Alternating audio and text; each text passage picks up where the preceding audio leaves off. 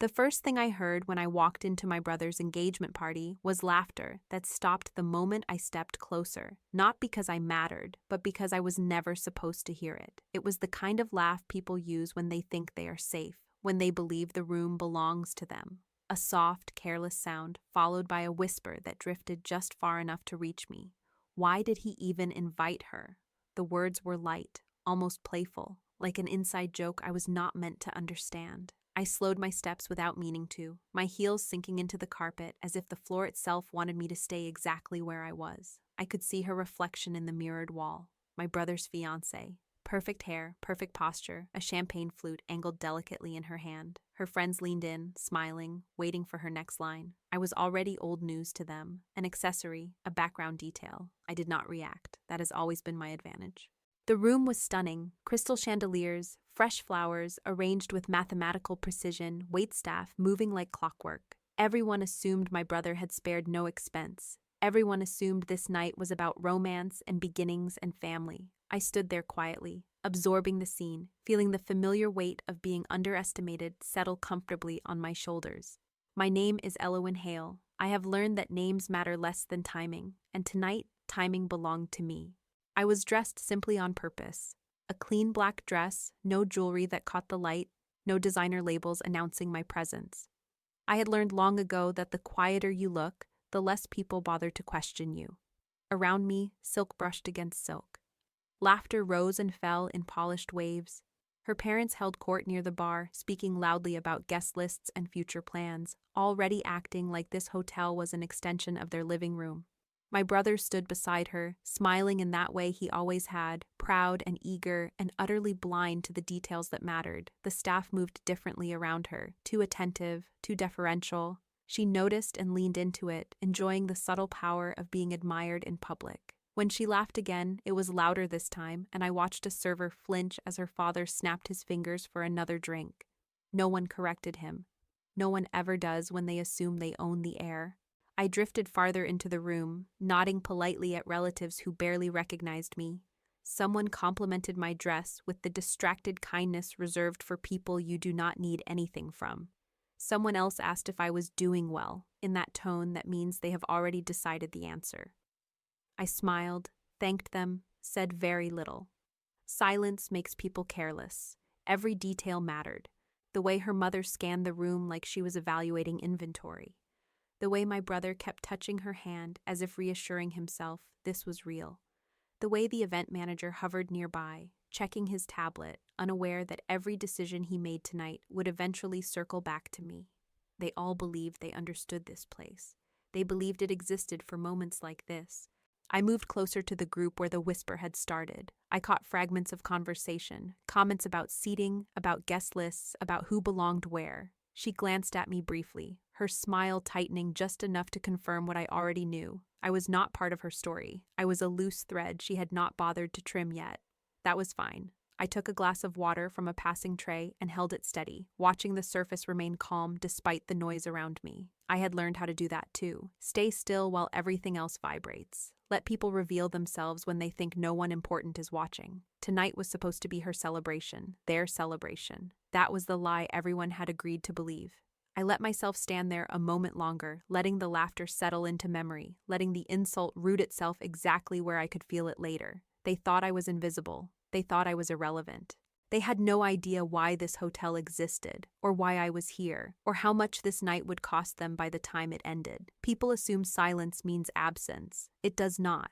It means observation. When I rewind my life, it is not to ask for understanding or forgiveness. It is to show how the imbalance was built so carefully that no one noticed it forming. In my family, I was always the steady one, not the star, not the surprise. I was the one who remembered birthdays, smoothed arguments, showed up early, and stayed late. My brother was the light. He laughed louder, dreamed bigger, failed publicly, and was forgiven immediately. I learned early that someone had to be solid if someone else was going to shine. Responsibility found me young. When our parents struggled, I learned how to stretch groceries, how to say no to myself without bitterness, how to wait. I took jobs that paid steadily instead of impressively. I saved instead of spending. I listened more than I spoke. When opportunities came that required risk, I declined them with a smile and told myself later, always later.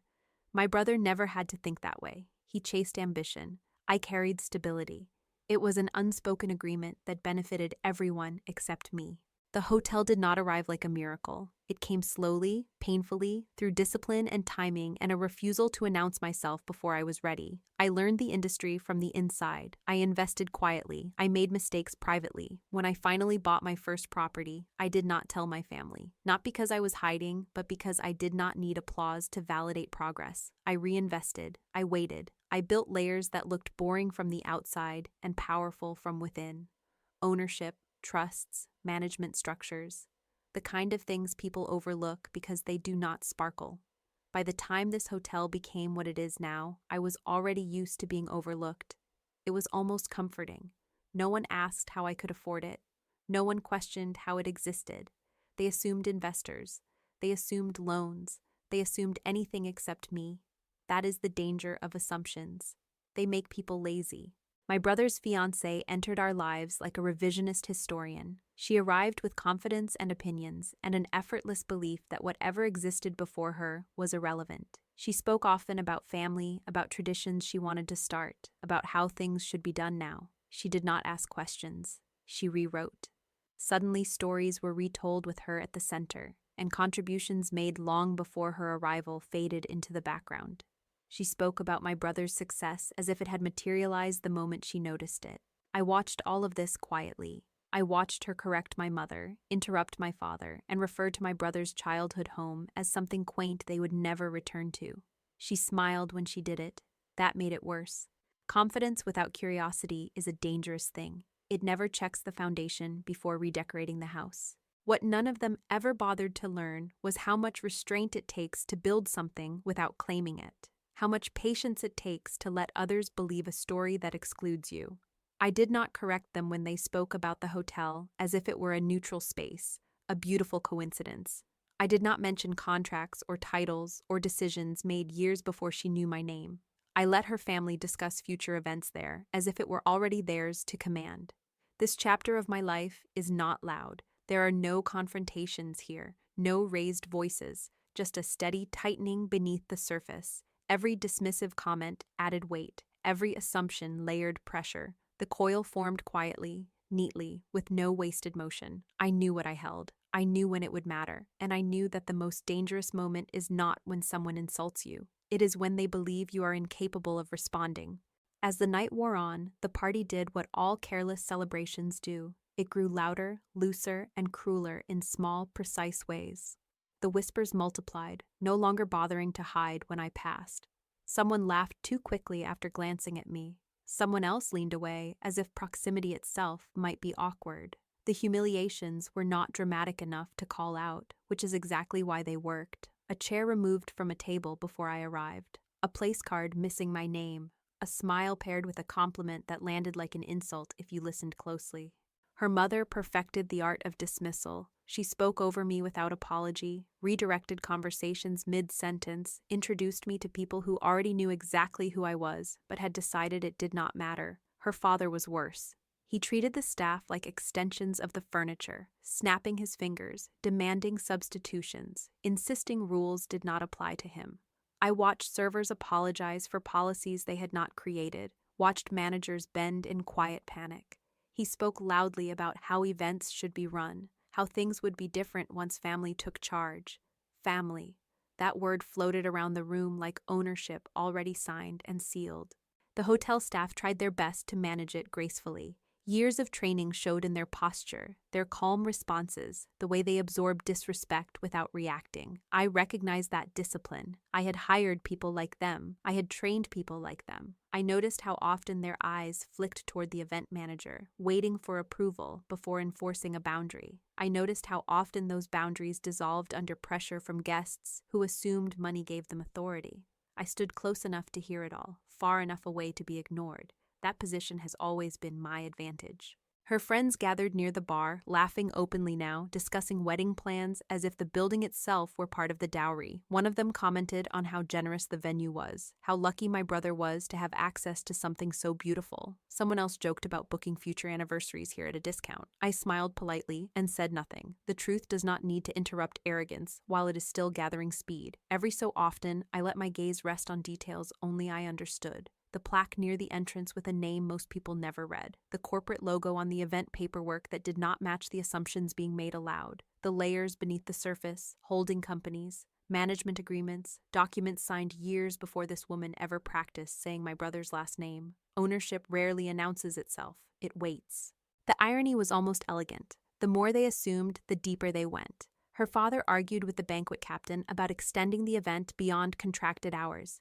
He insisted exceptions could be made. He spoke about connections, about future business, about how accommodating them now would be remembered later. I watched the captain nod, defer, and make a note on his tablet. Not defiance, documentation. Power often looks like noise. Real power looks like notes taken quietly. I caught my brother's eye across the room once. He smiled at me, distracted, happy in the way people are when they believe everything is finally aligning.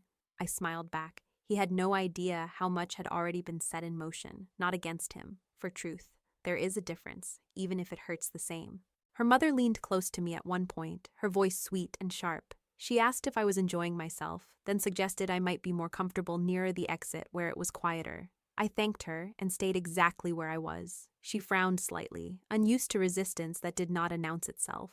By then, the room felt tight with anticipation, not theirs, mine. Every careless word added pressure. Every assumption narrowed the options until only one outcome remained. I did not need to intervene. I did not need to warn anyone. Arrogance is efficient that way. It does most of the work itself. I held my glass, steady and untouched, and waited, because when people believe they already own the ground beneath their feet, they stop checking how deep the hole has become. By the time the toast was announced, the room was warm with champagne and certainty. Glasses clinked. Conversations softened into expectant murmurs. My brother's fiancée moved toward the microphone with the ease of someone who believed every eye belonged to her. She adjusted her dress, smiled broadly, and waited for silence. It came instantly. She had trained them well. She began the way people always do in moments like this, with gratitude that sounded generous but cost her nothing. She thanked her parents for their guidance, her friends for their loyalty, the staff for their hard work. She thanked my brother, her voice dropping just enough to suggest intimacy, just enough to draw applause. The list was thorough and deliberate. I was not on it. That omission landed heavier than any insult. It told the room exactly where I stood without her having to say my name. Then she laughed lightly and added a joke, the kind that sounds harmless until it settles. She gestured vaguely toward the crowd and said how wonderful it was to celebrate surrounded by people who truly mattered, not extra guests who contributed nothing but atmosphere. Laughter rippled outward, polite at first, then freer as people took their cues from her smile. I felt the familiar urge rise, the instinct to correct, to interrupt, to reclaim the moment before it slipped too far. I did not move. Discipline is not passive, it is active restraint.